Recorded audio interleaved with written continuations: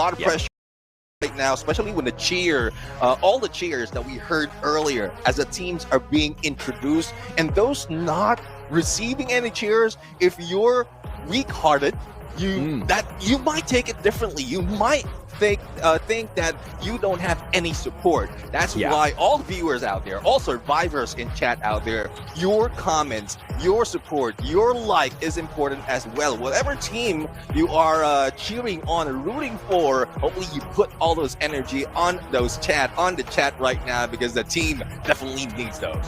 Yeah, absolutely, man. And of course, that's the home ground advantage that the Vietnamese teams have. Unfortunately, we didn't have every single Vietnamese team qualify into the grand finals. But look at this, bro. The game schedule. And of course, we have got the first 6 maps already drawn here. We hit the randomizer, and this is what we got. Bermuda, Alpine, Kalahari, Nextera, Purgatory, Solara. That is the sequence of maps we will go through. And if we get to a match 7, we will go to the randomizer, and the randomizer will be hit game after game after game. We do not know what map we're gonna get, and this is crucial because maps equal dominance from certain names, from certain teams, and we just need to see exactly who Lady Luck smiles at later. Yeah, definitely. I mean, if you're familiar with 1 or 2 specific maps, that is your advantage. But every time we go into that topic, we always say that you shouldn't just pick a few maps out of the map pool. You need to be proficient in, if not all, most of the maps that we have, because that would be your advantage, and the other teams will not be able to catch you off guard. So I guess are hoping that all throughout from the knockout stage up until today, or before today, they managed to practice their rotation, their tactics all throughout, so that they can survive even longer for all the maps that we have. But you know what's most important? Yes, you've practiced. Yes, all of that. Everybody would have done it before a stage like this.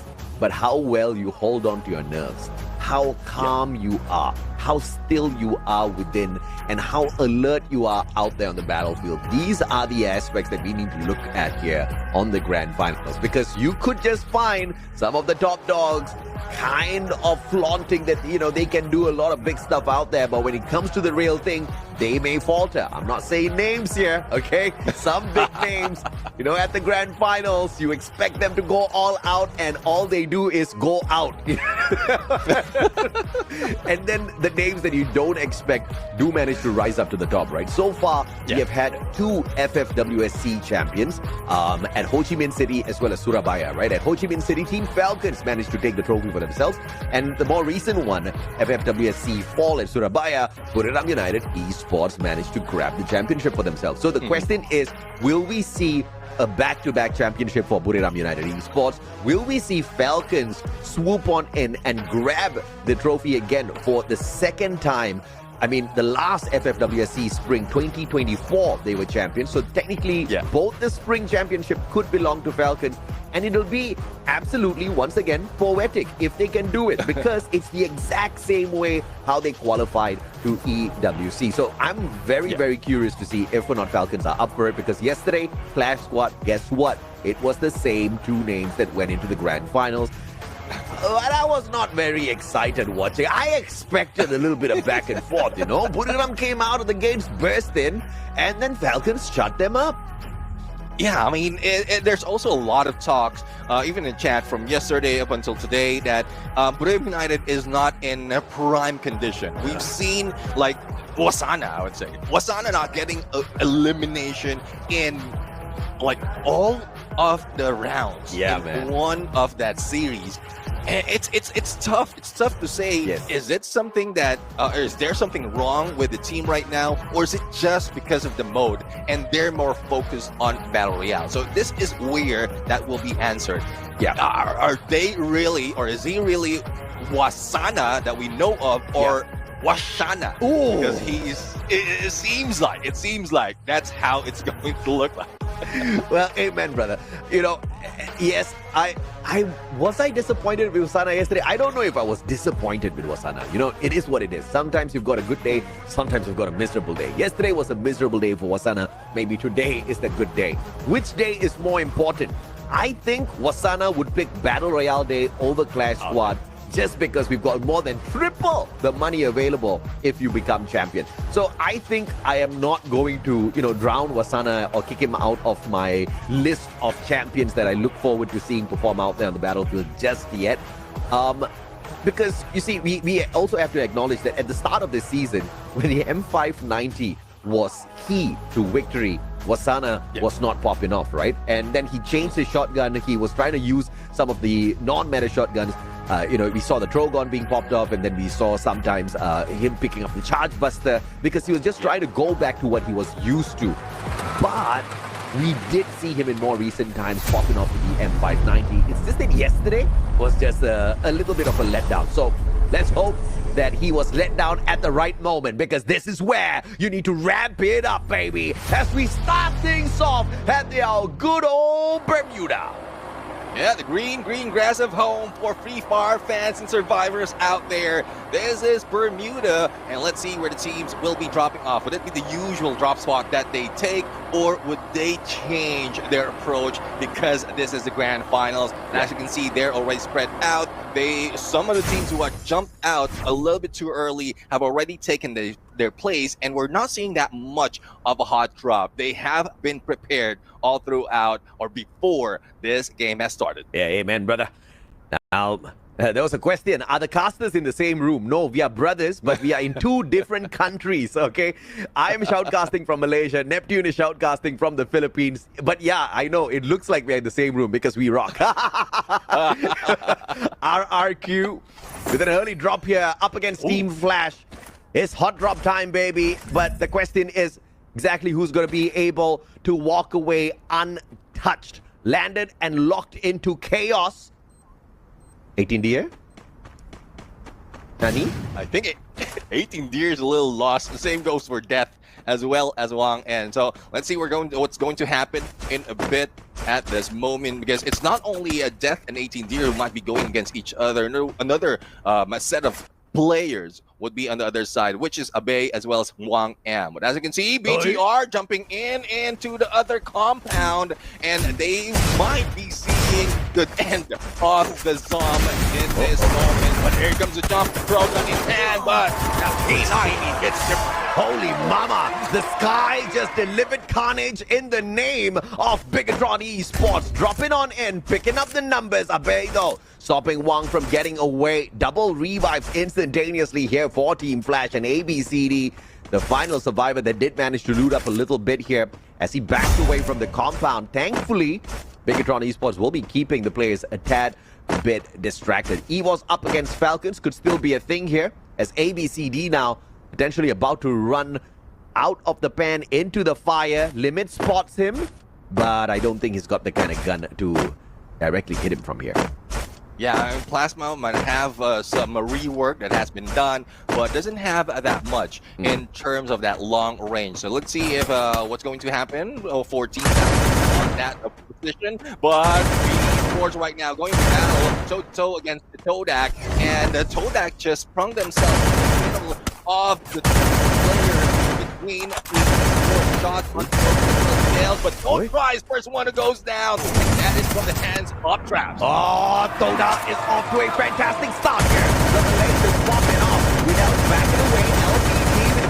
MP5 trying to get some sort of a damage in here, but the SMG is just not made for long-range combat. Now losing his glue ball. Very smart on the pro. No angles to work with for Toda, but they say no problem, Jose, as they hop on in looking for LBT. 30 more HP on him as he blitzed out of there.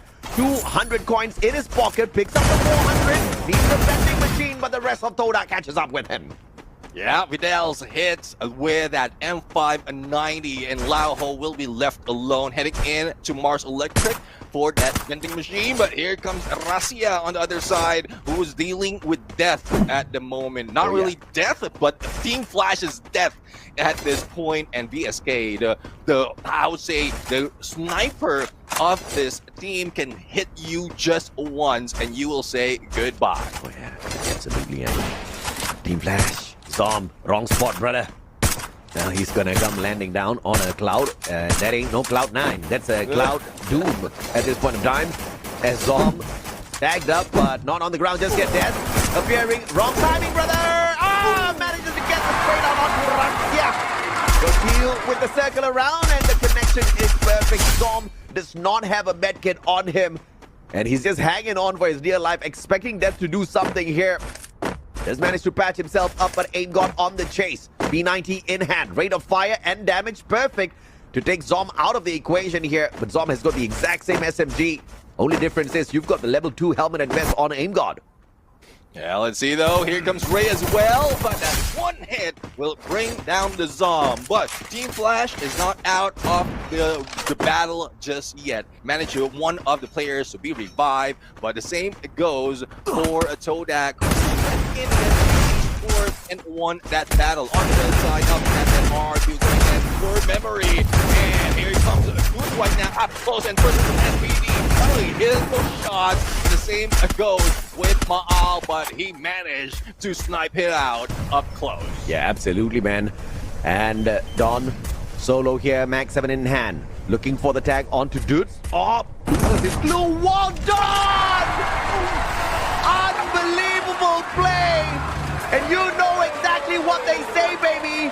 Don ko pakad na muskil hi nahi, na mumkin hai. This is amazing. You cannot catch the man. In fact, he just wiped out a whole squad alone. Oh, definitely. I mean, RRQ, a team that could have gotten a lot of points and start off their approach being has been taken out on 12 plays. Here comes the battle right now. Only one elimination on them, but they're still fighting back. And it is Cold who goes down and up Guerrero with that Bison. That will be third elimination. But who will be the next challenger? Who has inserted that coin? And who's going to go for the fight? It's Virtus Pro taking shots against Limit, and Nameless with that power foul managed to take him down. I cannot believe Don just did a number on RRQ, man, with a max 7 of all things. And it's RRQ, the first team to qualify for the finals, is the first team to get kicked out of the grand finals lobby. How about that? By the team, by of all teams, CRM. Call it irony. Oh, goodness me. This is just crazy. And this is why you cannot predict exactly who's going to be able to dominate here, you know? I mean, even the Titans RRQ, after all that promise that they bring in, they are still going to be at the very edge of their seats game after game because of the quality that we have here in Southeast Asia. Exactly, and that is one thing that they need to be prepared of.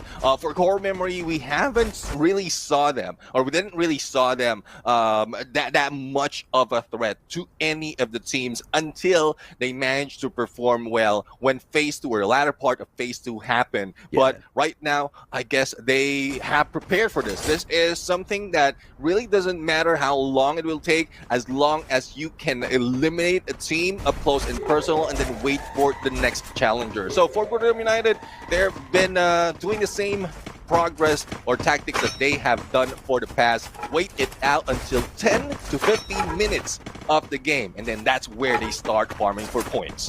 Bigatron Esports now, throwing in, put it on. We'll catch up them in a little bit as Team Flash makes their recovery play here. Looking for Falcons, unintentionally of course, at Bullseye. Circle's going to pressure both squads in. Not a lot of damage from the circle, but if you do get caught out by the blue in a little bit of a tussle up against your opponents, this is going to be very rough to get away from. FGL not finding the connection. Potato kind of holding on for his dear life here as the rest of the team members are not dropping by to say hello to him. They're focusing on that high ground advantage up against Flash. Yeah, I mean, that high ground, just in case Team Flash steps out, will definitely give them more of a percentage to get a headshot. But Potato might have been probably left out or really couldn't move up to that rooftop, or is just being the distraction. But we saw a Dynal Killer being popped off, and I guess it's they're preparing to go for the jump on the other side. They don't want to deal with Team Flash just yet, but as you can see, battle and rushes is happening right now, and is trying to turn the table. Looks like Something's going to be a little bit of trouble here. Catching himself up. He's on fire. Not really taking a risky move. Waiting for the rest of the team. That was very smartly played by On Fire and Squad. ABCD down to the ground. And Barolo is dropping it out of nowhere. Throw on. connection. But that's just to tickle the players as Team Flash now bursts out of the window down onto that lower ground as they patch themselves up, getting ready for round 2. But they don't have the numbers. And the Sky once again delivering a little bit of some hot shot here, delivering carnage in the version of Evox.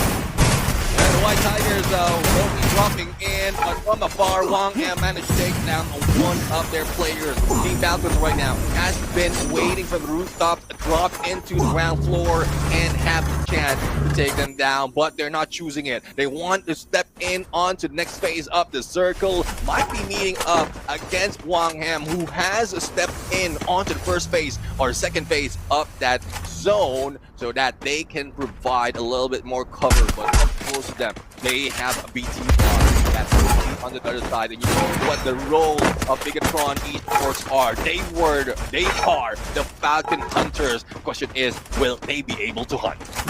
This is a sticky situation for Toda. The Malaysians, they do have a little bit of cover, but up against Buriram in this circle.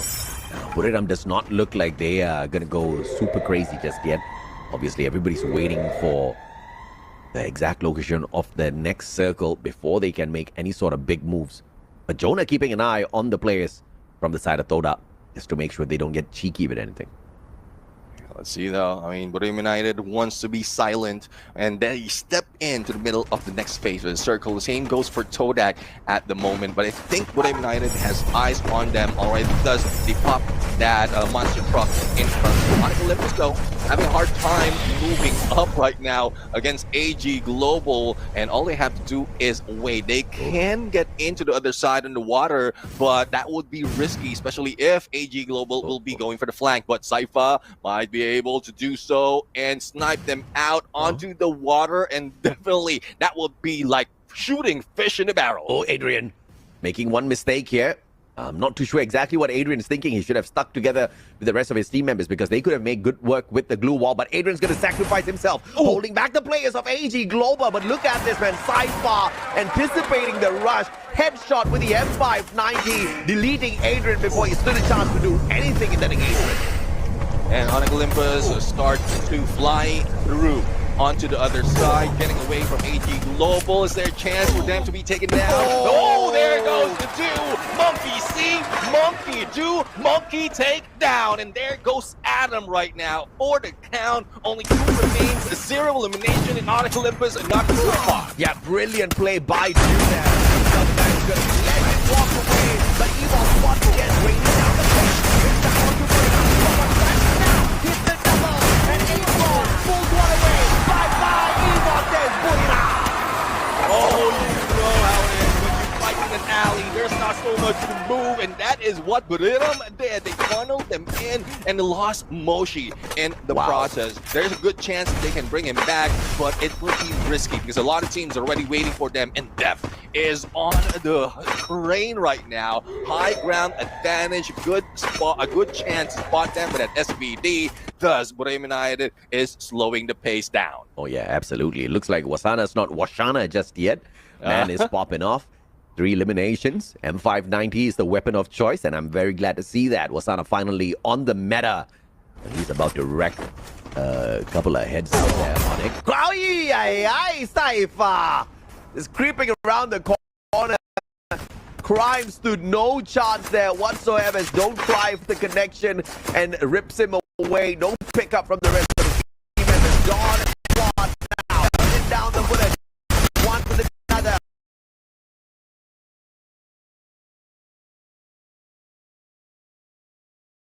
But I can't.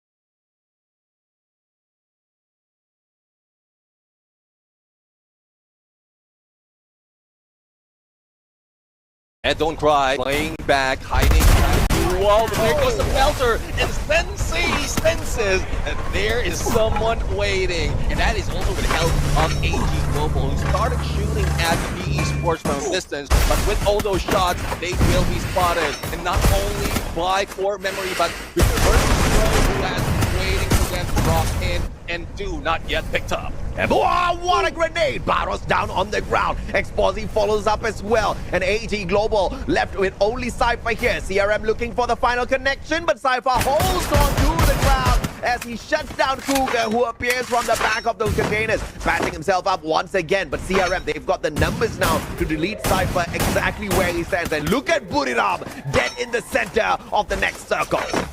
Yeah, they have been waiting. They have taken down one team who joined them, but they also have a lot of teams surrounding them. So let's see who goes in, knocking in Buriram United's door in this moment. As we go into the 5th and 6th phase of the circle, a lot of teams will be rushing in, but they need to deal with each other first.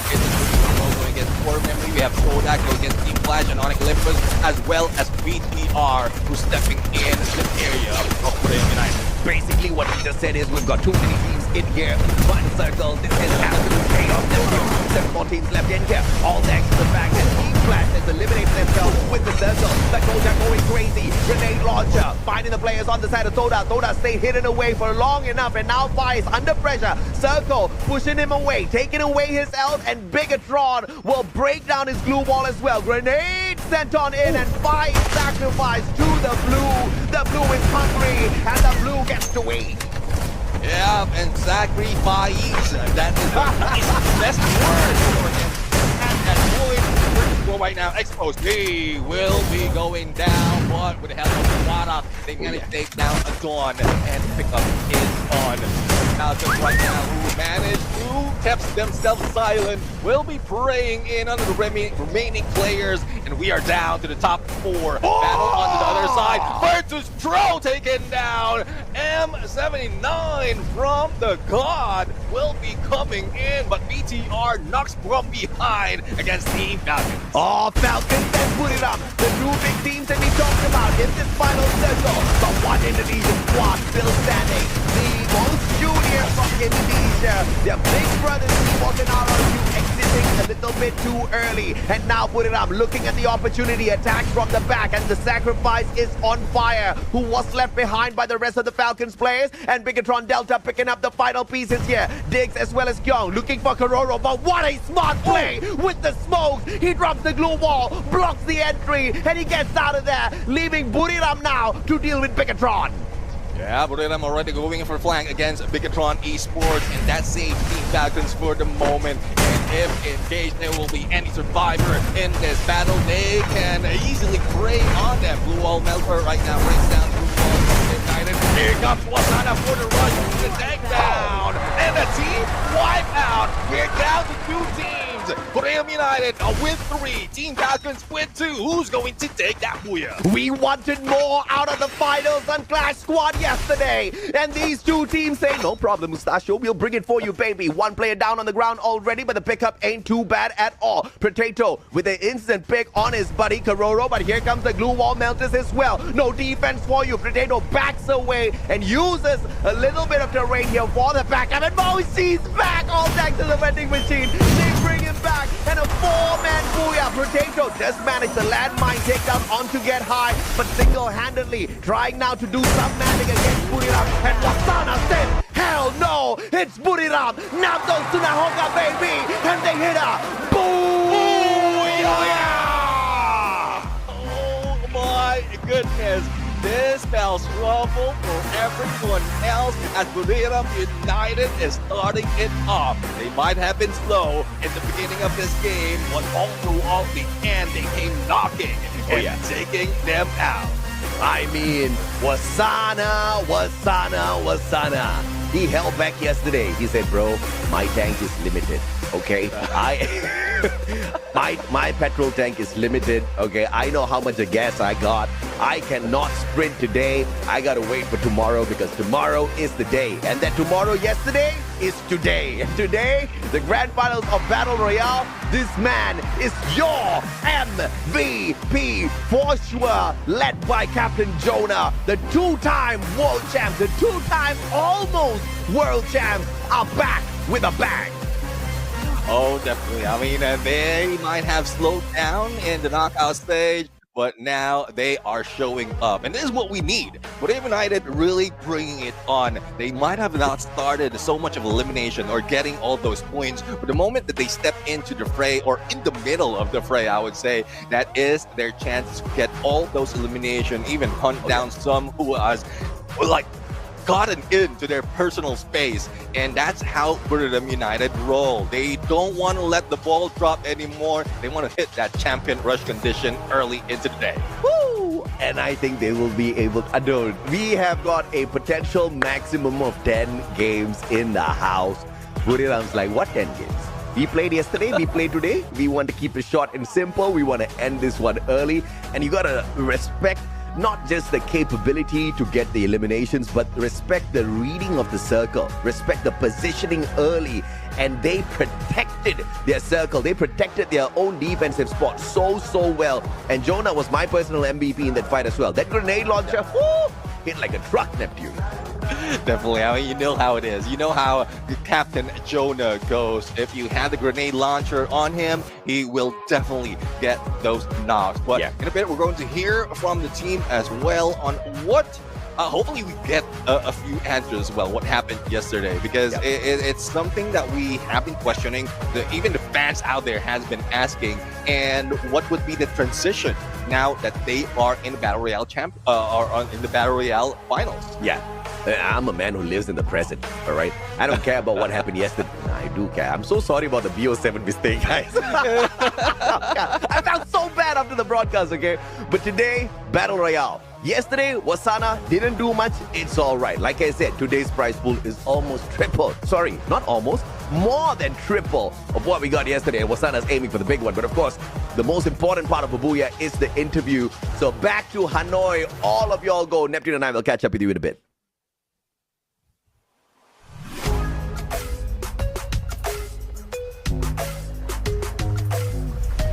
Hello everyone, and this is our first Buriram belongs to Buriram United Esports. So let's have a conversation with them, shall we?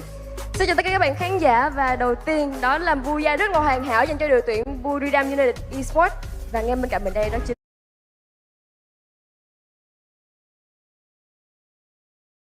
overboard. Well, if you go overboard, that before they can aim for a booyah. But of course, if you guys are looking for some solid booyahs out there, and if you're wondering exactly why you're not hitting that, maybe you've got the skill, but you just don't have the right device on your hand just yet. So you might want to pick up the Samsung Galaxy S25 Ultra. Comes with a next-gen Snapdragon 8 Elite Galaxy processor featuring an enhanced Vulkan engine as well as improved ray tracing technology. This delivers outstanding performance, lifelike graphics, as well as a smooth gaming experience. With powerful AI capabilities here, Neptune, top-tier performance, the Galaxy S25 Ultra becomes the ultimate weapon for professional gamers. Definitely, and that is what the teams need right now. Top-tier performance for top-tier level grand finals, because this is it. The final day, the final matches that we're going to see for Battle Royale after months or a number of weeks of grueling knockout stages. But again, it might be good for Brave United right now, but some of the teams have are in a good spot as well to overtake. Yes, the lead might be that huge because of the number of elimination plus the addition of that Booyah, 12 points, but we've seen some other teams take even higher than 26 on the point. And if that will be Team Falcons, who might replicate that or even beat the record of Game 1 for Brave United, we might see them take over that #1 spot. Absolutely. And of course, we have seen that before. We have seen strong starts and we have seen inconsistencies. We have seen good teams come crashing down.